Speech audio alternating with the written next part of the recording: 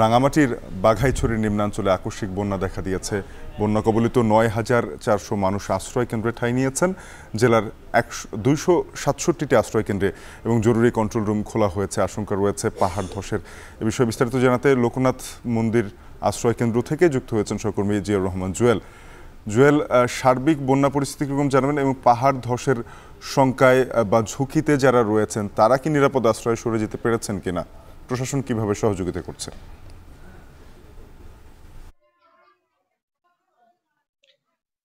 শাপিন, আপনি জানেন যে এই গত এক সপ্তাহ ধরে যে বৃষ্টিপাত হয়েছে, একই সঙ্গে উজান থেকে নেমে আসার ঢলে বাঘাইছড়ির নিম্নাঞ্চল প্রায় ৩০টা গ্রাম সেখানে আসলে প্লাবিত হয়েছে। এখন সেখানে ১৪,০০০-এর মতো মানুষ আসলে পানিবন্দী অবস্থায় রয়েছেন। সেখানে ৫৫টি আশ্রয় কেন্দ্র খোলা হয়েছে, যেখানে ২৪টি আশ্রয় কেন্দ্রে বিপুল সংখ্যক মানুষ সেখানে অবস্থান করছেন। একই সঙ্গে এই বৃষ্টিপাতের জন্য রাঙামাটির যে পাহাড়ি অঞ্চলগুলো রয়েছে, যেখানে পাহাড়ের পাদদেশে মানুষ বসবাস করছেন, সেখানে পাহাড় ধসের শঙ্কা তৈরি হয়। সেখানকার মানুষজনকে নিরাপদ আশ্রয় কেন্দ্রগুলোতে নেওয়া হয়েছে। আমি যদি একটুখানি তথ্য দিতে চাই, সেখানে রাঙামাটি শহরের যে ইউনিয়ন রয়েছে ৬টি ইউনিয়ন, সেখানে ৫২টি আশ্রয় কেন্দ্র খোলা হয়েছে। একই সঙ্গে যে পৌর এলাকায়, সেখানে ২৩টি আশ্রয় কেন্দ্র খোলা হয়েছে। আমি এখন অবস্থান করছি রাঙামাটির যে লোকনাথ মন্দির যে আশ্রয় কেন্দ্র, এখানে ১২০ জন মানুষ অবস্থান করছেন এই মুহূর্তে, ২২টি পরিবারের।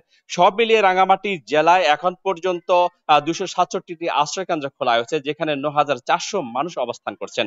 আমি জেলা প্রশাসক মোহাম্মদ মোশাররফ হোসেন খানের সঙ্গে কথা বলেছিলাম। তিনি যেটি জানিয়েছেন, এই সংখ্যক মানুষ অবস্থান করছে এবং যেখানে ত্রাণ তৎপরতা অব্যাহত রয়েছে, তাদের খাবার সহ অন্যান্য বিষয়গুলো তারা দেখছেন। একই সঙ্গে জেলা প্রশাসনের কার্যালয়ে একটি কন্ট্রোল রুম খোলা হয়েছে, সার্বক্ষণিক সেখানে যোগাযোগ রাখছেন স্থানীয় যারা স্বেচ্ছাসেবী রয়েছে, পুলিশ এবং সেনাবাহিনী। আমি গতকাল দেখেছি যেখানে সেনাবাহিনী সহযোগিতা নেওয়া হয়েছে এবং প্রতিটি এলাকায় গিয়ে যারা পাহাড়ের পাদদেশে অবস্থান করছেন তাদেরকে বুঝিয়ে শুনিয়ে তাদেরকে আশ্রয় কেন্দ্রগুলোতে নিয়ে এসেছেন। প্রাণহানির যেন না ঘটে, জানমালের নিরাপত্তার জন্য তারা এই পদক্ষেপ নিয়েছেন বলে জেলা প্রশাসক জানিয়েছেন। একটুখানি বলে রাখি, এখন পর্যন্ত ত্রাণের যে অবস্থা রয়েছে, সে ১,০০০ টন খাদ্যশস্য রয়েছে, চাল, এবং একই সঙ্গে ২৫ লক্ষ টাকা রয়েছে এই দুর্যোগকালীন পরিস্থিতিকে সামাল দেওয়ার জন্য। রাঙামাটি থেকে এই ছিল আমার কাছে সবশেষ। শাফিন। সহকর্মী জিয়াউর রহমান জুয়েল যুক্ত হয়েছিলেন রাঙামাটি থেকে, জানাচ্ছিলেন বন্যা পরিস্থিতি মাথায় রেখে অনেকেই আশ্রয় কেন্দ্রে ছুটছেন সেই খবর। রোশন, আমরা পাহাড়ের খবরও দেখছিলাম যে পাহাড়েও কিন্তু এবারে বন্যায় আসলে বন্যার পানি বলা যায় যে বাংলাদেশের এই যে উত্তর